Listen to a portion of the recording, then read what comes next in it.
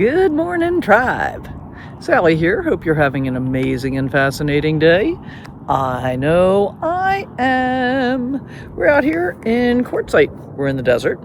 And Kit and I are about to go for our morning walk, so we thought we'd take you along. Alright, here we go. I guess I'll give you a quick look around our camp at the moment. We don't have a whole lot of people here yet. We got a few more that'll be coming in. You might recognize this rig from my summer travels. There's Barb. And this is my friend Lisa, who is out for the day. And then Henry and I are over here. Henry the rig, not a person, just in case you're new to the channel. So we've staked out a fairly large area because we got a couple other people that are going to be coming in and hanging out with us for a while. Wake up with the sun in our eyes. Sally forth, no need for goodbyes. Journey calls, let's roll the dice. Every mile a new surprise. Let's start with the parking rules. Basically, there are no rules. Okay, so the number one rule is you can't park within 50 feet of somebody else unless you've been invited to. So if you're coming out here for the first time, don't come park right next to somebody else. That's a really bad idea. And if you're going to park near somebody, get friendly with them. Don't just pull up and park pretty close to somebody else without saying, hey, I hope this is okay with you. Because it's a great big desert, as you can see. There are not a whole lot of people out here yet. Taking a look around. Just like that. It's pretty beautiful, isn't it? So we're going to talk about the top 5 things that you should know before you come to visit Quartzsite. And the first one is going to be weather. Now, when I started the intro, you may have noticed that I'm still wearing a tank shirt, and yes, I am. One of the things that I've discovered is I apparently have more heat tolerance than a lot of my friends. My ideal temperature, I've discovered, is 73 degrees. That is my favorite temperature because it's warm enough that I can comfortably wear a tank shirt and shorts, and cool enough that I don't feel like I'm so warm that I get all lethargic and everything. And so that's my favorite temperature. I don't always get my favorite temperature. Sometimes we just get what we get. And so what you have to be prepared for when you get here is wild swings in weather temperatures. There's a lot of fluctuation. So it might be high 30s or low 40s first thing in the morning, especially in December and January, and 70s in the afternoon. So bring layers, lots of layers. And, right now, today is November 13th, and this might even get published today, we'll see. 2025, just FYI. And it is currently about 65 degrees outside. It is 8:20 in the morning. Look at that beautiful sky. Man, I just love the sky in Arizona and in Quartzsite in particular. And there's our Kitster. Where are we going, Kit? We're going to just walk down the road-ish. And so today the high is going to still be like 86, which is pretty warm for this time of year. And what I've noticed since here's another old-fashioned word. I've been using a lot of old-fashioned words lately. Since I skedaddled south from Yellowstone, once I got down into the deserts, I noticed that the temperatures have been 8 to 15 degrees warmer than normal for this time of year, depending on where I've been. I've been over in Borrego Springs, been down by Yuma, and now I'm in Quartzsite, and it's still kind of unseasonably warm. And I'm okay with it, quite frankly. I mean, from the comfort perspective, not necessarily from the climate change perspective, and how's this all going to play out. And I'm going to show you this kind of cool little thing. Can you see what I'm walking up to here? This is a thing in the Quartzsite area.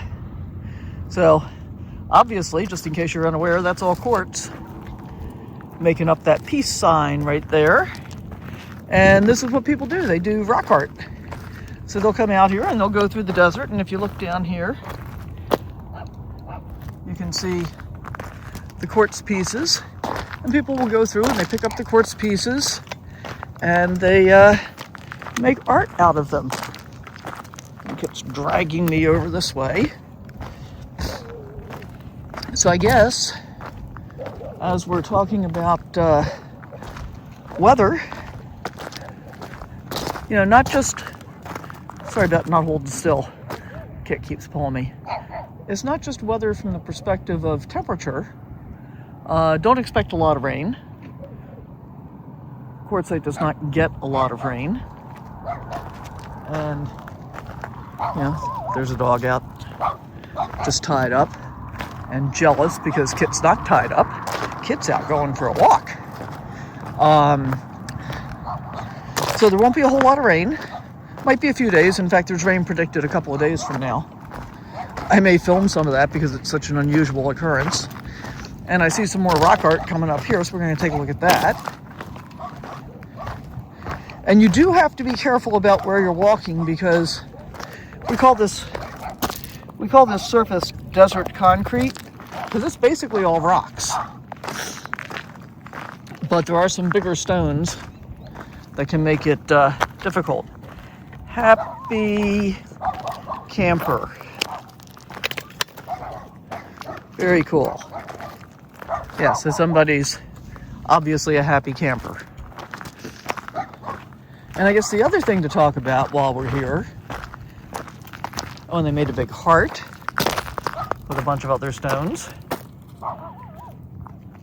So obviously somebody went to a lot of trouble to make a driveway here. You can see the entry. And they've marked off stones to mark off their area. But there is no area. It's the desert. It's our desert. It belongs to everybody. So, for the most part, my personal advice is, if you're coming out to Quartzsite and you see something set up like that, you might think twice about whether or not you want to take that spot, because there's a lot of desert out here, guys. But, on the other hand, there are a lot of people that do things like this, and they'll come back year after year after year to the same area, and they'll park there, and they think of it as their space. Well, it's not their space, it's BLM land. Anybody can park there. So, if you happen to have chosen to park in a space that somebody has otherwise designated, and they come and say to you, you can't have that, that's mine. Well, no, not really. You can have it. Probably shouldn't, but you can.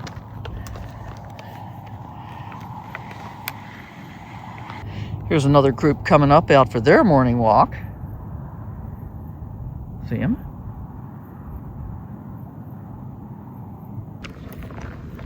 Kit's found something to sniff.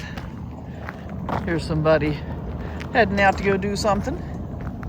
Alright, so let's talk about number 2. Let's talk about wind and dust. And of course you can hear me perfectly well because there is no wind at the moment, which is pretty typical first thing in the morning. But come afternoon, the breeze kicks up, and depending, it can get pretty daggone windy here. And in fact, usually by January, I've had enough, and I'm ready to get away from the wind. But it's the desert. It's not just the desert, it's the windy desert, which is pretty typical. That's why you see all those windmills through Tehachapi and Palm Desert and, you know, all of that area, because it's windy. So just be prepared for that. And it's also dusty. Take a look at the roadway here. You can tell it's the roadway. You can see the lane because people drive in and out on this part all the time. But it is super, super dusty.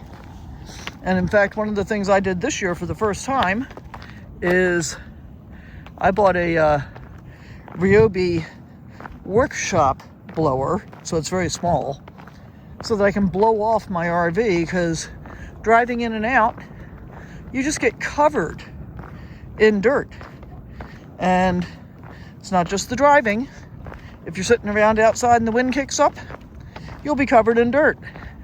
If you're sitting around outside and the wind doesn't kick up, somehow you manage to be covered in dirt. Think of yourself as Pigpen from the Peanuts comic strip, just surrounded by a cloud of dirt pretty much all the time. It's just the way things go. What are you doing, Kit? What are you doing? You want to go that way? I wanted to go show the people the wash. Can we go this way? Come on, let's go this way and show them you want to go that way. All right, hang on, guys. I got to spin around. There's something that really has his attention. So we're going to go see. We'll take you along, too. So it's dust, it's dirt, it's loose rocks. Now, I realize I'm not selling this in a way that makes it sound really pleasant. What are you licking? What is it, Kit? What is it there, huh? What do you see?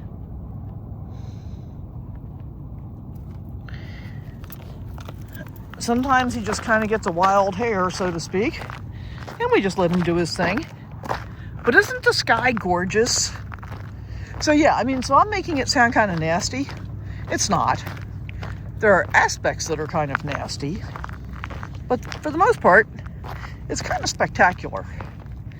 And you know, in along with the whole wind and dust thing, a couple of recommendations. Get a good quality doormat, even if you're not going to put out like a rug. I have a rug, you know, like a patio mat. I hardly ever put that out. But I always have a doormat out so that I can try and knock most of the dirt off of my feet before I go inside. And then I immediately take off my outside shoes while I'm still on the step. And I put on my inside shoes. And I try not to mix the two up. I wear Crocs inside most of the time. Can you see how fine the dust is here? I'm going to show you something. See the dust fly? Yeah, that's what it's like all the time. And it doesn't take much to get the dust picked up and moved along. Now, see where he is over there? I have the camera in my right hand and the leash in my left hand.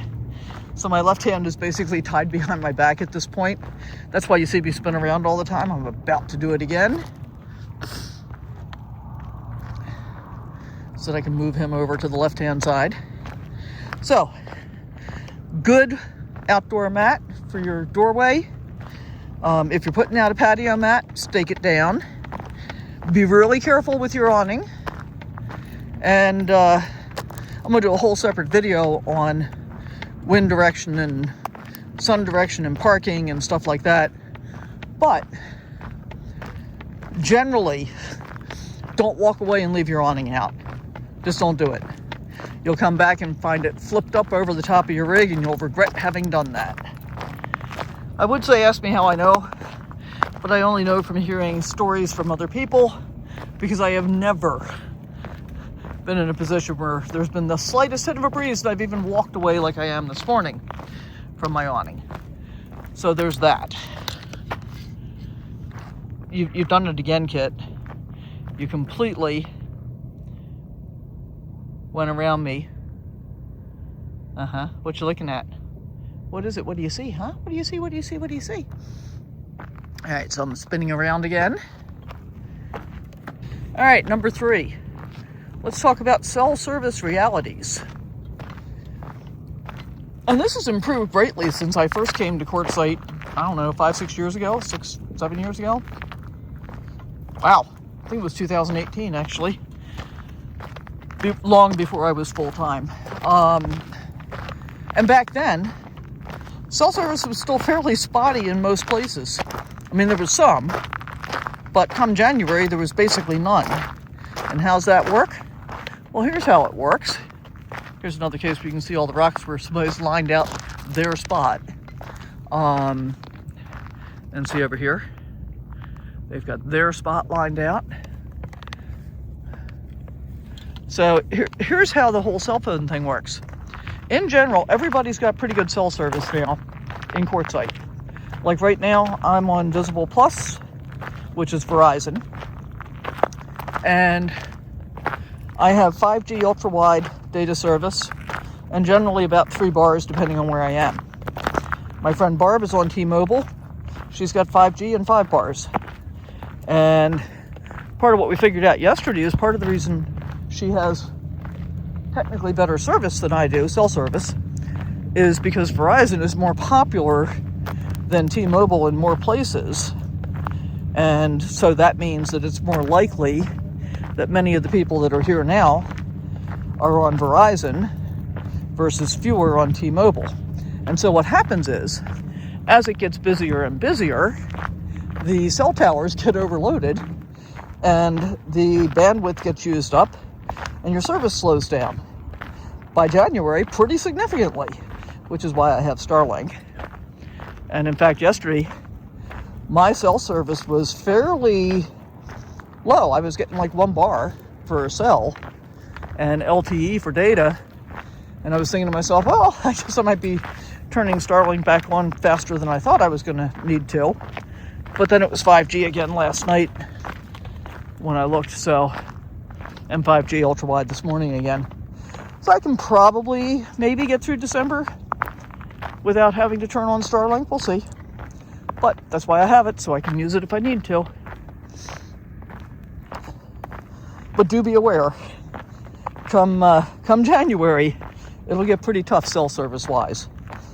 Now, one way to mitigate that, and I've done it quite a few times in different locations, is, you know, if you've got a friendly friend with Starlink, Kit's making me back up now. What you sniffing, Kit? What is it? What'd you find? What'd you find? Is that something you need to pee on? Uh-huh. Yeah, I think the little dog that was with that group of 4 people must have peed on that rock. So if you've got a friendly friend with Starlink that's willing to let you glom onto theirs, that's one way to get around it. And I did that for years. Whenever I'd get together with my friend Rob Travels with Dottie, he would graciously let me use his Starlink. And that actually kept me from feeling like I needed it for quite a long time. But I was so glad I had it. Pretty much from June this year, I've ended up having to use it every month to a different degree. But for the most part, until I got out of Yellowstone, yeah, that was all I had, because there wasn't enough signal anywhere otherwise available to be able to do anything effective on the internet. So we just made a left-hand turn, and you might notice that we're coming up on a depression here. It's called a wash, in case you didn't know. We're not going to get there quite yet, though, because Kit's got something else he needs to sniff. So we're going to talk about washes in a minute when we get there, because I think that's pretty important. But in the meantime, I don't know that I really have anything else to say about connectivity, other than that having it is good. Okay, we're going to talk about washes, but we're going to get out of the way first, because here comes a guy through the wash. Come on, Kit, come on. And so you can see his front end's dipping down there just a little bit, and he's coming up out of there slowly. Good morning. Everybody's very friendly. So this is a little wash. This is not a big wash. This is not a wash that's probably going to cause you any kind of problem in terms of driving. I'm going to show you another one that might, though. However, and you'll see this one has a fair amount of vegetation. There's a cactus, a lot of Palo Verde or tamarisk. I'm not sure which it is. Probably Palo Verde. Creosote. A lot of bushes through here, right in this location. Now, what do you think would cause the vegetation that you see through here? Oh, that would be water, wouldn't it? Well, how do you get water in the desert when it doesn't rain? See the mountains out there? A little thing called flash floods. It's a real thing. So first of all, even if there's room for you to be able to do it, like right there, you could pull a car in right there if you wanted to. Don't park in a wash, ever. Do not park in a wash. No matter how, shallow that wash looks, don't do it. Just don't do it. Now, I'm going to show you this one. And as we know on video, things always look very different from the way that they may look in real life. And I don't think you can really tell how steep this is. So, looking at this wash, with the carrier on the back for my new trike, I can get down this way. I think I can go out this way just fine. I think. But when I turn around, so see, can you tell how steep this is coming back up? I think going that way is fine, but coming this way is not, because I get to about right here and I'm going to scrape my back end. Scrape my carrier at least. I don't scrape the back end of my RV. I go in and out of this wash. This is how I've always gone. I can't do that anymore with the extra 4 feet behind me, because I will scrape on steep stuff like this. So this is a fairly steep wash. So that's one of the things you got to watch out for when you're driving through washes, is can you negotiate it without dragging? And can you see down in the bottom here, it is a little bit loose sandy. Now this is not bad. I can drive through this wash. Anybody can drive through this wash. No problem at all in terms of sand. But let's just look over here in the wash itself. Can you kind of see how it gets deeper? The sand gets deeper over there. So you want to be super careful, especially in unfamiliar territory, that you're not going to drive into a wash that has really deep sand that you're going to get stuck in and not be able to drive out of. Hope that makes sense. So let's talk about logistics. Water, trash, dump. Actually, we're almost to the point where I can show you. I'm not going to walk all the way over there yet, but I think I can show you. And in general, I'm talking about with regard to the LTVAs. But you can see if I can get the thing here.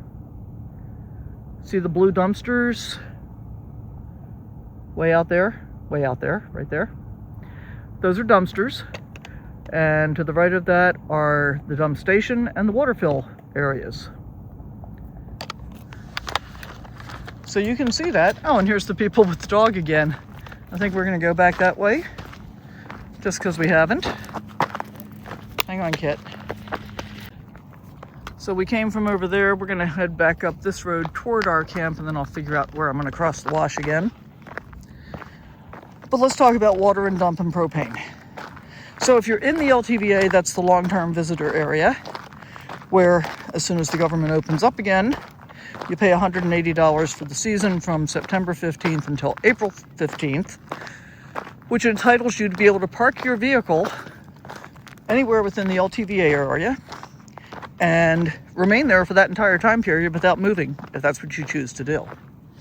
And as I pointed out behind me, there's the dump and the trash and the water fill stations, and that's included in your $180. Now for me personally, I don't use the water or the dump station here. It may seem a little bit silly, but basically, as I understand it, the water here in the LTVAs comes directly from the well, unfiltered.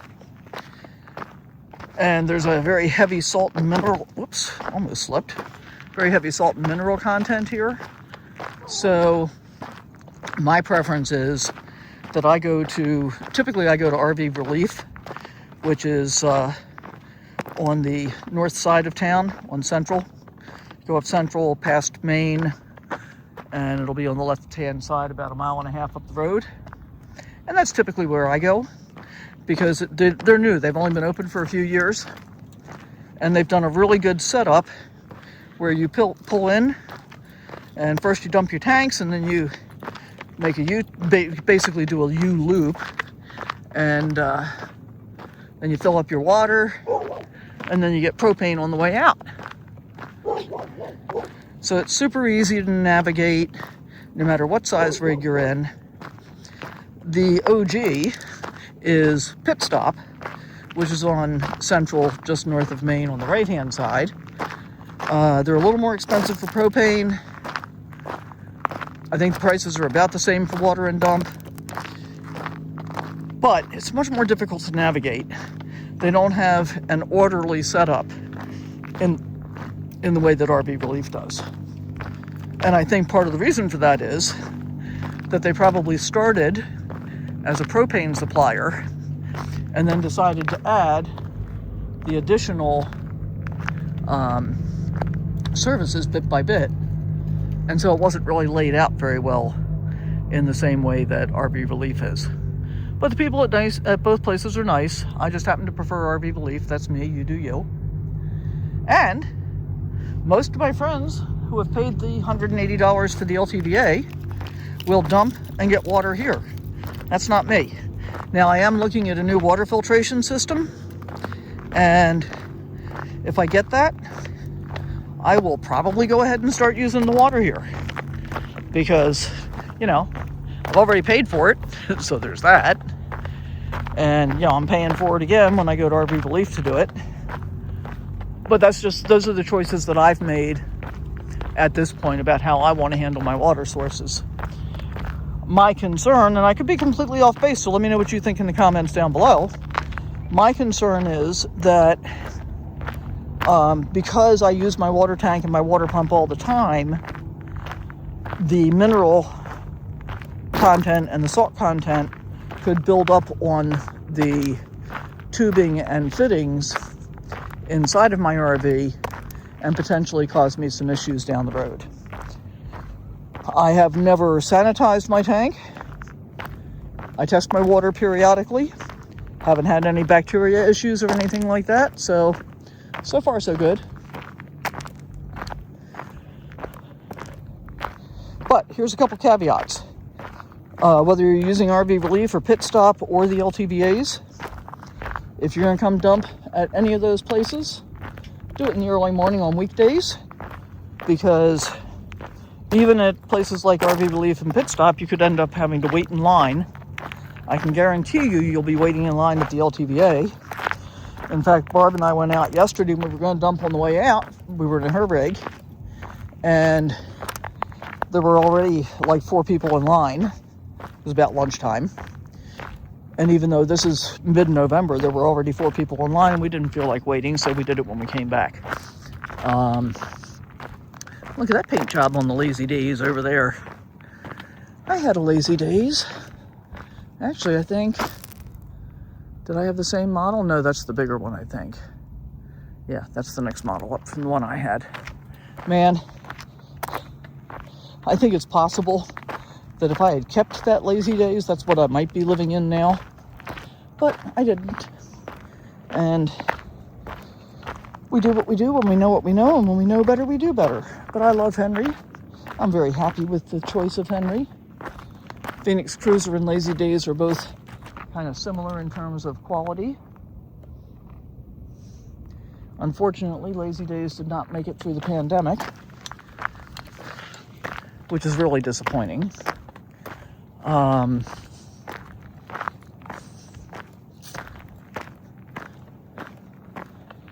But Phoenix Cruiser did, so that's good news. So lines can be long. Be prepared for that. If you're willing to get up early in the morning and get to the dump station early, 7, 8, 8:30, you won't have long to wait. And in prior years, when I had used the dump station here, I never had to wait. It wasn't an issue.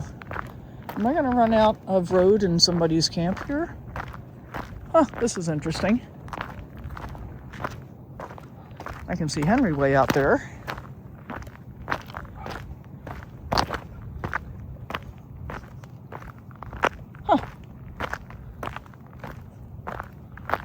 I guess we'll go over this way. I think we'll go through the wash. I actually like to walk in the washes sometimes. I don't do it too often, because oftentimes they're too overgrown to be able to stay in.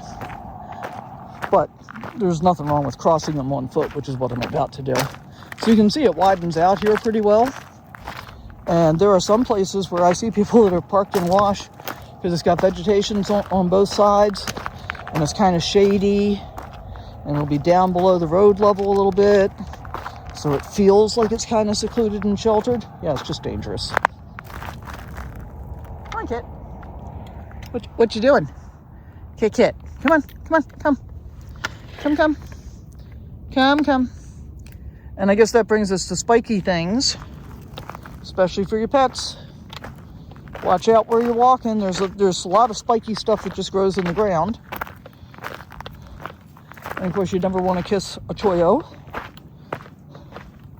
And you really don't want your dog sniffing the choyo. That could be a huge error in judgment for everybody. And I'm kind of picking my path through here, looking for less spiky vegetation for him and easier elevation change for me. Everything's always a trade-off, guys.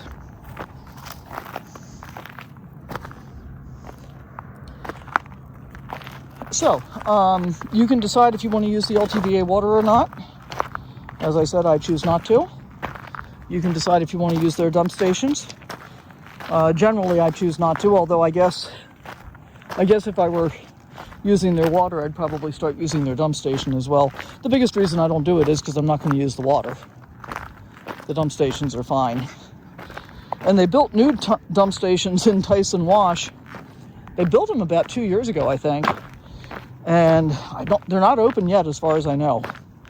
So it's still just the ones down here in La Posa South. And then there's also an LTVA down at Imperial Dam that you can still use even on the pass this year. There was talk last season that they were going to raise the LTVA rates from $180 to $600 and only have it apply. That $600 pass would only apply to the 4 LTVAs around Quartzsite. Thank heaven that didn't go through yet, because it would have cut off the other ones, Imperial Dam, Midland, and Holtville, that are also part of the LTVA system and also can be used in your $180 pass. Actually, I think there's one more even. Anyway, so yeah, that's water and dump and that kind of stuff. Let's see what else I might want to talk about. Let's talk about what might actually be the most important aspect, oh, that's interesting, of coming to Quartzsite, which is the community. And that's a big reason that a lot of people come back to Quartzsite year after year after year. Yeah, there's the RTR, there's the big tent, there's all the activities and all the stuff to do. But for many people, the real reason to come here is the community. And that's a large part of the reason I come back here, to be able to hang out with friends that I've met previously, or to meet new friends. And if that's something that's important to you and appeals to you, we're going to spin around, take a look at this whole beautiful landscape. If that's something that's important and appeals to you, then, you know, not only do you have the opportunity to come to Quartzsite and just randomly meet people, I'm doing my first ever meetup on January 16th. So if you want the opportunity to meet me and some other really cool people, you can come out and check that out too.